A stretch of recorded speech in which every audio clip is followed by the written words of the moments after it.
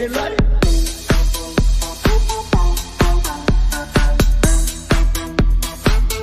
A ese nivel, no seas cojudo. El aire.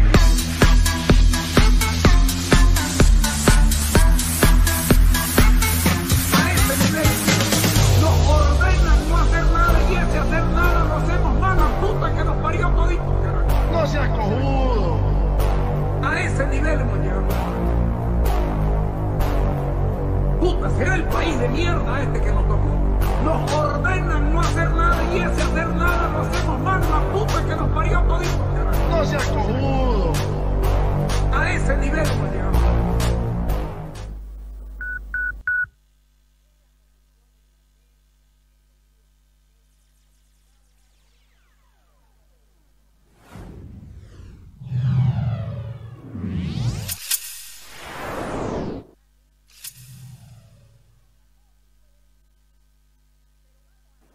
Buenas noches, martes 4 de abril del año 2023. Tenemos después de los 20 segundos que me regalás, una entrevista larga, que la vamos a hacer larga, con Fernando Asturizaga, sobre el tema agrario y sus consecuencias. Quédense porque con Fernando siempre salen bien las cosas. Dale.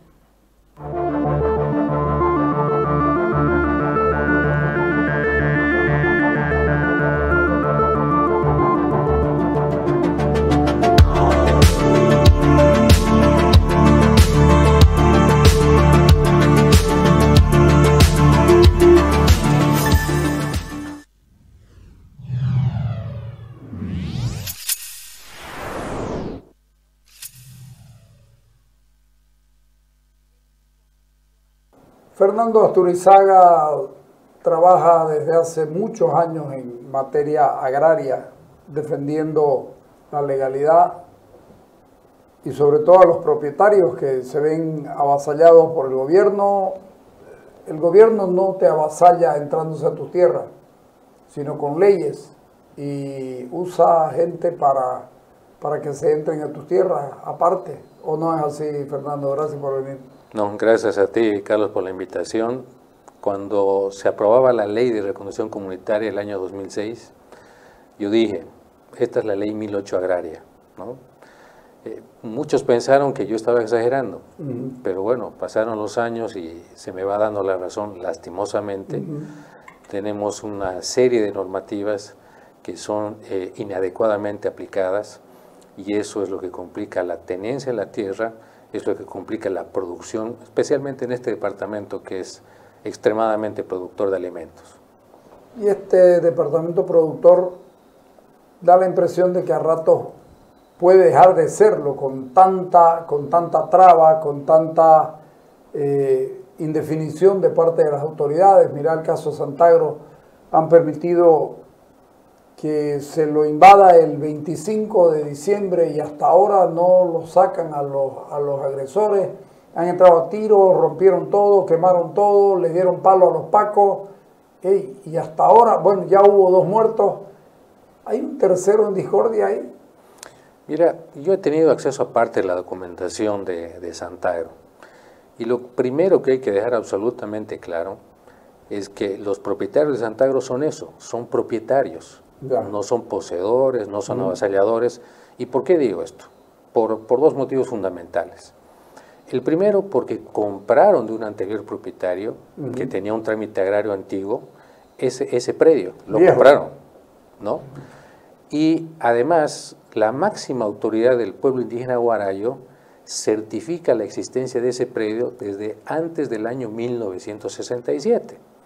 Entonces, si parte de las razones es decir que Santagro está dentro de la Reserva Forestal Guarayos, pues ahí hay un tema que habrá que analizar y lo tendrá que ver el Tribunal Ambiental, porque hay una certificación del pueblo indígena cuya existencia precolonial y de acuerdo a la norma agraria le permite acreditar la existencia previa de una propiedad y su antigüedad. Y pusieron ahí en el expediente una determinación del máximo dirigente que dice que este predio tiene antecedente en 1967. Entonces, por eso es que... El 69 es la reserva. La reserva, sí. Claro, y por eso es que hasta que no terminen todas las instancias legales, no es solamente el Tribunal Ambiental, por ahí se tenga que llegar al propio Tribunal Constitucional, ellos son propietarios, no son poseedores, no son avasalladores, ¿no? Entonces, ese es un tema que yo creo que de inicio debe quedar claro.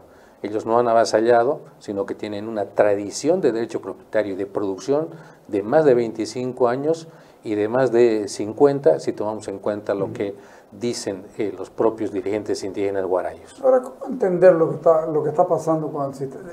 Me acuerdo porque teníamos muchas entrevistas con vos en el proceso de la dictación de la ley de reconducción. Recuerdo, sí, que vos decías la ley 1008 sin narcos. Además, ¿no? Además, se está castigando inocentes.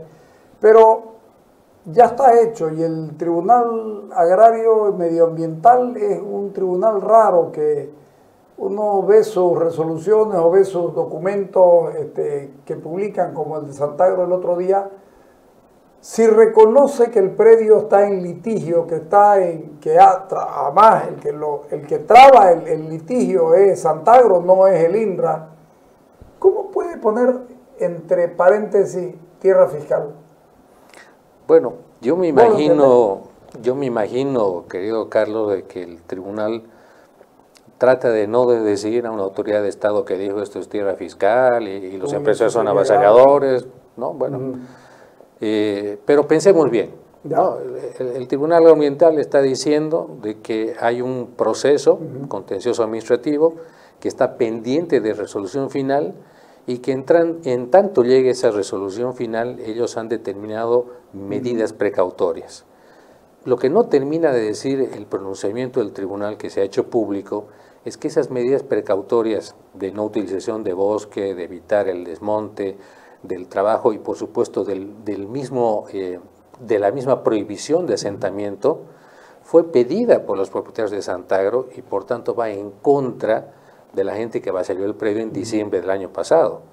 No es una determinación que vaya en contra de los propietarios de Santagro, porque fue pedida por ellos. Entonces, lo que dice el tribunal, hemos determinado medidas precautorias para mantener la situación jurídica hasta que nosotros tomemos una determinación final. Eso, como te decía, es muy claro y retoma la lógica que yo te decía en un principio. Mientras haya una vía legal todavía vigente, la gente de Santagro es propietaria de esa zona, no son avasalladores, ni mucho menos ocupantes de hecho.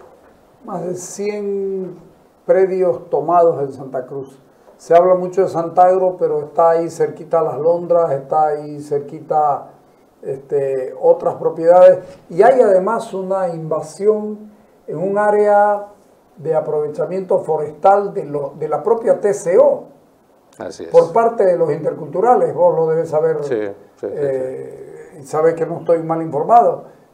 Cuando tenés eso, te preguntás, ¿qué tiene Guarayos y qué tiene Santa Cruz para que todo el mundo crea que puede venir a brincarle como quiera? Bueno, número uno, ¿no? Y lo decía en un reportaje la propia Fundación Tierra, que es una ONG muy antiempresario, muy antiproductor, ¿no? Claro, nadie va a dudar de ellos, digamos, ¿no? Ellos dicen que ahí están tierras de primera para la agricultura, tierras clase A. Entonces, ese es un primer elemento que hay que tomar en cuenta. Ya. El siguiente es que tenemos la historia de la creación de la Reserva Forestal Guarayos del año 69 y que de acuerdo al INRA, quien no tenga un trámite o una posesión anterior al año 69, pues es ilegal, ¿no? El gran tema, querido Carlos, es que entre 1969 y la actualidad han pasado muchas cosas y yo te quiero contar algunas y voy a acudir a mi chanchullo para esto, porque dentro de lo que se considera reserva forestal, es decir, un área que debía ser esencialmente para cuidado y preservación del bosque, resulta que tenemos 200,000 cabezas de ganado. Tenemos casi 180,000 hectáreas de cultivo de arroz, soya, trigo, sorgo, maíz. Pero además, para hablar también de inversión pública, tenemos que municipios, gobernación y el propio Estado central ha invertido en 60 unidades educativas, en 11 establecimientos de salud y en 334 kilómetros de tendido eléctrico. Entonces, eso no es una reserva. no puede ser una reserva con toda esta infraestructura y toda esta producción. Ahora, puede ser muy sencillo decir, bueno, los que estaban antes de las reservas se quedan, que serían pocos, y la mayoría se va. No se está pensando en el daño, no solamente productivo al departamento, porque hay que recordar que Santa Cruz produce para todo el país. Sí. El sorgo, el trigo, la soya que se produce ahí, alimenta a un equivalente de 275,000 personas. Estamos hablando de una población parecida a la que tiene Sucre, ciudad capital, y Oruro también. Entonces, quitarle la tierra a la gente porque está en la Reserva Forestal Guarayo significaría parte de un suicidio productivo, porque los granos que se producen ahí se transforman en carne, en huevo, en aceite, en pollo, ¿no? Aparte de eso, dejar eso vacío, ¿qué sentido tiene ya ahora? Hablando claro. En términos reales, ser realista no es malo de vez en cuando. Así es. ¿Qué sentido tiene ahora? Hay caminos de penetración, hay una cosa, la otra. Eso ya no es una reserva por más que saquen a toda la gente. ¿Qué vamos a ganar con eso? Por eso es que ¿cuánto siempre ha invertido el Estado en eso? Miles de millones. Ok, entonces le vamos a decir, señores del Estado, vengan a sacar sus postes, vengan a sacar sus cables. Sus colegios, sus hospitales. Colegios, no, entonces, hay un problema que hay que hablarlo, ¿no? Y no solamente diciendo, esto es reserva y todo el mundo fuera. No, ese no es el camino, ¿no? Hay que hablarlo este tema tomando en cuenta estos datos de carácter productivo y lo que puede significar para el país. Hay que tirarle el frenate ahorita. Así es, no podemos decir... Se consolida lo que está y de aquí para adelante nadie más. Claro. Y los interculturales que se fueron al área de aprovechamiento forestal, vamos saliendo. Porque además hay tranca. Así es. Hay una tranca en la chonta. Exactamente. Así es. Entonces, todo esto se lo tiene que ver desde ese punto de vista productivo, económico, de inversión pública, de inversión privada, de generación de empleos. Además, porque todo lo que está ahí da empleo también a la gente del hogar, ¿no? Entonces, no hay que descuidar tampoco que el pueblo indígena guarayo está en desacuerdo, ¿no?, con que ingresen gente de otros lugares. Entonces, tiene que haber una mesa de diálogo para llegar a un acuerdo de esto, porque esto no se va a resolver por la parte legal. Ahora, si te vas a la parte legal, Carlos, también ahí hay un problema tremendamente complicado, ¿no? Y que yo no sé por qué la gobernación, por qué un diputado nacional no toma en cuenta que la Reserva Forestal Guarayos, por lo menos, ha sido abrogada, ha sido anulada en ese decreto del año 69, por la ley del Plan de Uso de Suelo de Santa Cruz, que determina que de 1,5 millones de hectáreas de reserva, esto va a menos de 0,5 millón de hectáreas en la categoría B2 de acuerdo al Plan de Uso de Suelo de Santa Cruz. Entonces, la pregunta es... O sea, ¿por qué? Se ya hecho con un criterio más actual. Exacto. Entonces, el año 95, ¿no? Entonces, ¿por qué no se aplica con preferencia una ley del Estado, que es el Plan de Uso de Suelo, frente a un decreto supremo, ¿no? Entonces, esa es una pregunta también que nos hacemos, que la hemos trasladado a la INRA y la trasladamos ahora al Tribunal Agroambiental. Y en el Tribunal Agroambiental, Carlos, también ya ha sucedido que sus propios técnicos y fallos del propio Tribunal Agroambiental han dicho, definan, delimiten adecuadamente la reserva forestal, porque en función de esto se quita o no se quita derechos. Hay varios fallos que dicen esto. ¿Se hizo o no se hizo? Te digo, el sector agropecuario viene preguntando esto hace varios años, que se nos muestre el mapa oficial de la reserva, y no se nos muestra. Cuidado que alguien lo esté manejando, ¿no? Que alguien lo esté dibujando con dibujo libre, ¿no?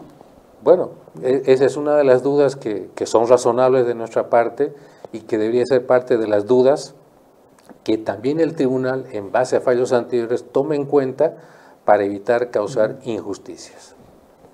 Como el caso de Guarayos, ¿cuántos más hay en Santa Cruz? Todos. Se ha centrado la zona de conflicto especialmente ahí, sí. Y yo creo que por el tema de la reserva, pero todo lo que Velasco también, ¿no? La provincia de Velasco, claro, también, sí. Y todo lo que significa parques, áreas protegidas, siempre son lugares susceptibles de avasallamiento. ¿Por qué? porque el Estado no tiene la capacidad humana y material para cuidarlos. Entonces la gente va penetrando, va ingresando de manera ilegal, ¿no? Y aquí yo quiero recordar, querido Carlos, de que desde el año 96 hay una disposición que sigue vigente de la ley INRA de la 1715, que dice: los asentamientos y ocupaciones de hecho en tierras fiscales, aquí dicen que es tierra fiscal, producidas con posterioridad a la promulgación de esta ley, 18 de octubre del 96, contravienen sus principios, por tanto sus autores serán pasibles de desalojo, con intervención de la fuerza pública si fuera necesario, a requerimiento de autoridad administrativa competente. La pregunta es ¿por qué no se hace? ¿No? Estamos hablando, por ejemplo, en el caso de Santagro, de un asentamiento de diciembre, ¿no? El Estado no puede sacar ya, por lo que vos decís, además el problema social. Exactamente, así es, pero tenemos en algún momento que ordenarnos, ¿no? Pero para ordenarnos, yo creo que ordenar es más fácil que destruir lo hecho. Y ordenar es decir, señores, mapeas todas las zonas y señores, inamovilidad absoluta por 150 años, si te da la gana. Y no se mueve más nadie. El que tiene, lo tiene, paga, si ha cometido contravenciones que están marcadas, pague lo que corresponde, pero no podemos seguir así. No, este país no puede seguir en la indefensión del propietario frente al Estado y frente a los violentos que todos los días amenazan, porque Santagro es uno, hay un montón más, son 100 los que hay, sí. Más de 100 que hay en Santa Cruz. Y lo que tú dices, Carlos, nos muestra también una realidad que hay que recordar. A Santa Cruz vinieron migrantes desde los años 50, 60, 70, y no vinieron a conformar comunidades. Yo diría que vinieron escapando precisamente de esa forma de tenencia de la tierra.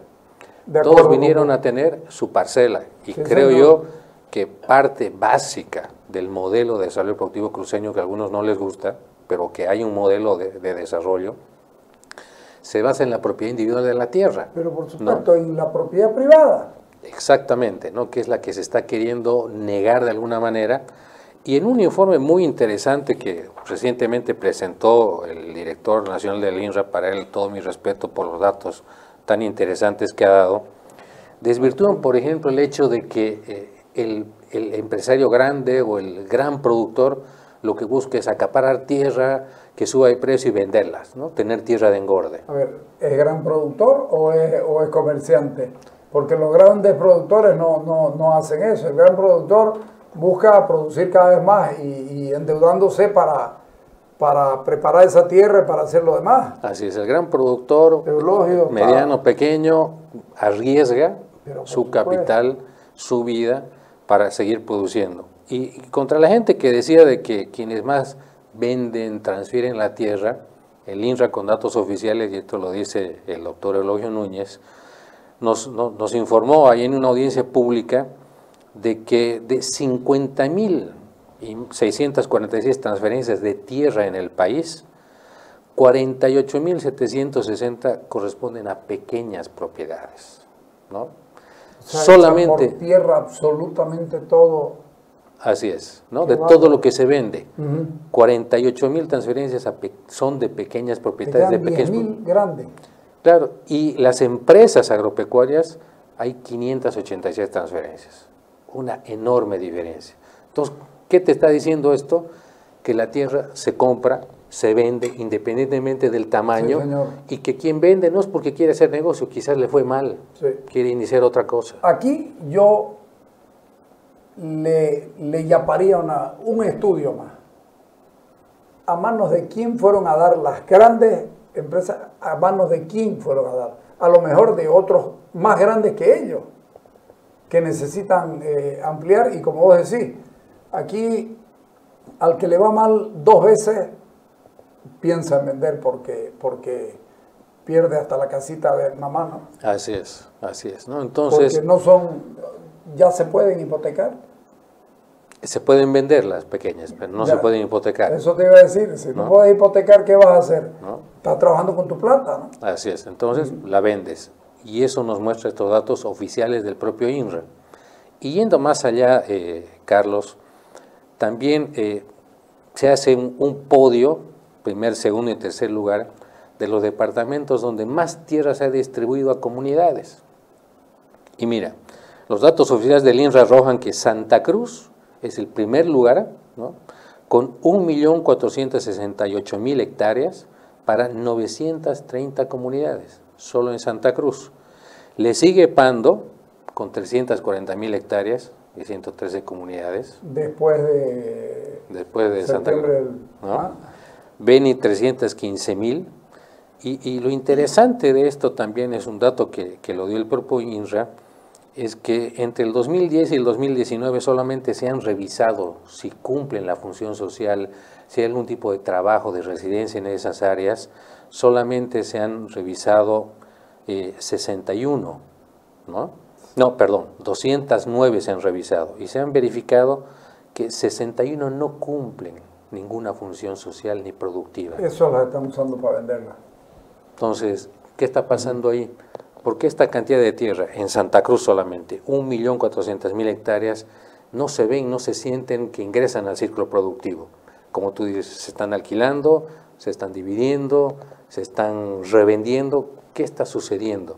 Ese es un estudio que también le faltaría hacer al INRA y que el INRA lo pueda informar. Cuando entregan esas comunidades, ¿son colectivas? Propiedad colectiva. Ahí está el problema. Por eso... Ahí está el problema, ¿sabes qué? No resulta la propiedad colectiva en el Oriente. No resulta, porque para que un negocio sea tal, en el Oriente tenés que tener al menos 50 hectáreas. Así es. Entonces, así es. No resulta. ¿Por qué? Porque juntás 100 pobres en 500 hectáreas y no van a poder trabajar ni 30. Exactamente. Lamentablemente. Así es. Así Entonces, es. ¿qué hacemos?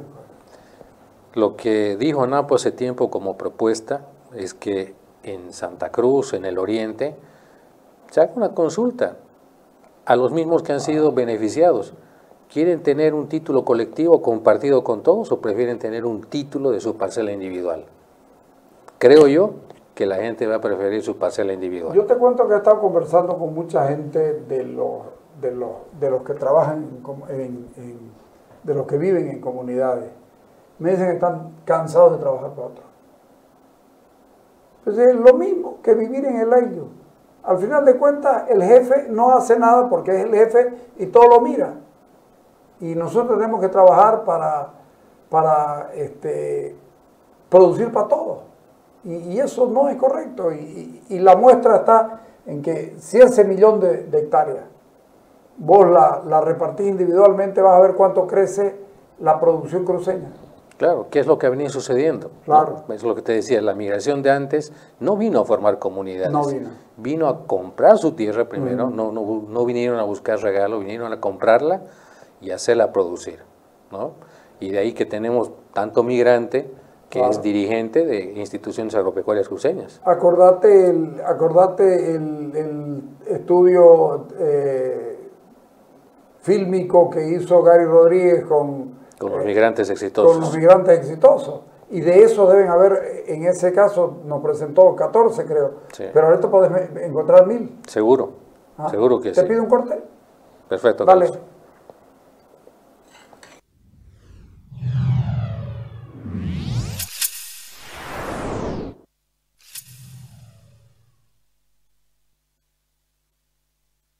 BID continúa innovando, firme y de la mano de Crown, representante y distribuidor exclusivo de BID para Bolivia. Muy pronto estaremos con una nueva generación para el segmento vagonetas. La nueva vagoneta SUV de nuevas energías creadas por BID que convierte a estos vehículos en toda una revolución por la potencia, altas velocidades que alcanza y los niveles de eficacia. Todo esto lo sumamos a una conducción suave y silenciosa para el confort total de sus ocupantes. Muy pronto todos los vehículos serán como BID.